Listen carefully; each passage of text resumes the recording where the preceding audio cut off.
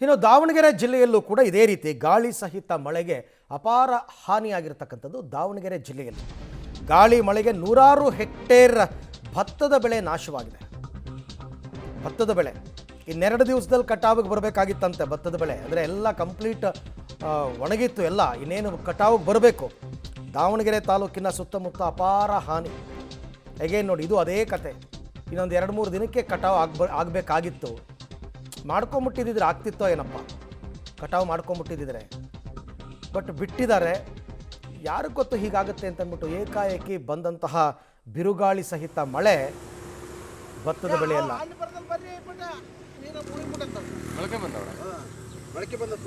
ದಾವಣಗೆರೆಯಲ್ಲಿ ಸುರಿದಂತಹ ಮಳೆಯಿಂದಾಗಿ ಬೆಳೆಗಳು ಸಂಪೂರ್ಣವಾಗಿ ನಾಶ ಆಗಿರುವಂಥದ್ದು ನಾವು ದೃಶ್ಯವನ್ನು ನೋಡೋದಾಗಿದೆ. ದಾವಣಗೆರೆ ತಾಲೂಕಿನ ಮಾಗನಹಳ್ಳಿ ರಸ್ತೆಯಲ್ಲಿರುವಂತಹ ನೂರಾರು ಹೆಕ್ಟೇರ್ ಭತ್ತದ ಬೆಳೆ ಸಂಪೂರ್ಣವಾಗಿ ನೆಲ ಕಚ್ಚಿರುವಂಥ ನೆಲೆಯಲ್ಲಿ ರೈತರು ಸಾಕಷ್ಟು ಸಂಕಷ್ಟವನ್ನು ಕೂಡ ಎದುರಿಸ್ತಾ ಇರುವಂಥದ್ದು.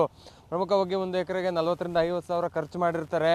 ಇನ್ನೇನು ಬೆಳೆ ಕೈಗೆ ಬರಬೇಕನ್ನುವಂತಹ ಸಂದರ್ಭದಲ್ಲಿ ಗಾಳಿ ಮಳೆಯಿಂದಾಗಿ ಸಂಪೂರ್ಣವಾಗಿ ನೆಲ ಕಚ್ಚಿರುವಂಥದ್ದು. ಇದರಿಂದಾಗಿ ಭತ್ತದ ತೆನೆ ಕೂಡ ಕೊಳೆಯುವಂತಹ, ಅದರಲ್ಲೂ ಮೊಳಕೆ ಬರುವಂತಹ ಪರಿಸ್ಥಿತಿ ಕೂಡ ಇರುವಂಥದ್ದು. ಯಾಕಂತ ಹೇಳಿದ್ರೆ ಇನ್ನೊಂದು 2 ದಿನದಲ್ಲಿ ಕಟಾವು ಮಾಡಬೇಕಾಗಿತ್ತು.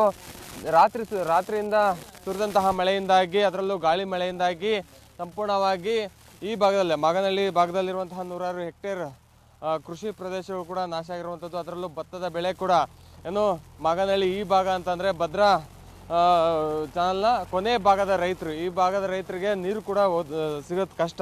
ಅಂಥ ಸಂದರ್ಭದಲ್ಲಿ ಬೋರ್ವೆಲ್ ಮೂಲಕ ಭತ್ತವನ್ನು ಬೆಳೆದಿರ್ತಾರೆ ಕಷ್ಟಪಟ್ಟು. ಆದರೆ ಇನ್ನೇನು ಕಟಾವು ಮಾಡಬೇಕು ಅನ್ನುವಂಥ ನಿಟ್ಟಿನಲ್ಲಿ ಇದ್ದಂಥ ಸಂದರ್ಭದಲ್ಲಿ ಮಳೆ ಗಾಳಿಯಿಂದಾಗಿ ಈ ರೀತಿಯಾದಂತಹ ಒಂದು ಅವ್ಯವಸ್ಥೆ ಕೂಡ ಉಂಟಾಗಿರುವಂಥದ್ದು. ಇದರಿಂದಾಗಿ ರೈತರು ಕೂಡ ಸಾಕಷ್ಟು ಸಂಕಷ್ಟದಲ್ಲಿದ್ದಾರೆ. ನೋಡಬಹುದಾಗಿದೆ, ಸಂಪೂರ್ಣವಾಗಿ ಭತ್ತದ ತೆನೆ ಏನಿದೆ ನೀರಿನಲ್ಲಿ ಮುಳುಗಿರುವಂಥ ನೆಲೆಯಲ್ಲಿ ಇದು ಮೊಳಕೆ ಹೊಡೆಯುವಂತಹ ಸಾಧ್ಯತೆ ಕೂಡ ಇದೆ. ಇದರಿಂದಾಗಿ ಸಾಕಷ್ಟು ನಷ್ಟവും ಕೂಡ ಇಲ್ಲಿ ರೈತರು ಕೂಡ ಅನುಭವಿಸ್ತಾ ಇರುವಂಥದ್ದು. ಪ್ರತಿ ಬಾರಿ ಕೂಡ ಏನು ಕಷ್ಟಪಟ್ಟು ಬೆಳೆಯನ್ನು ಬೆಳೆದಿರ್ತಾರೆ, ಇನ್ನೇನು ಕೈಗೆ ಸಿಗಬೇಕು ಅನ್ನೋ ನಿಟ್ಟಿನಲ್ಲಿ ಈ ರೀತಿಯಾಗಿ ಮಳೆ ಬಂದು ಅವಾಂತರ ಕೂಡ ಸೃಷ್ಟಿಯಾಗ್ತಿರುವಂಥದ್ದು. ಇದ್ರಿಗೂ ಮಾತಾಡೋದಕ್ಕೋಸ್ಕರ ರೈತರು ಇದ್ದಾರೆ, ಮಾತಾಡ್ಸೋಣ.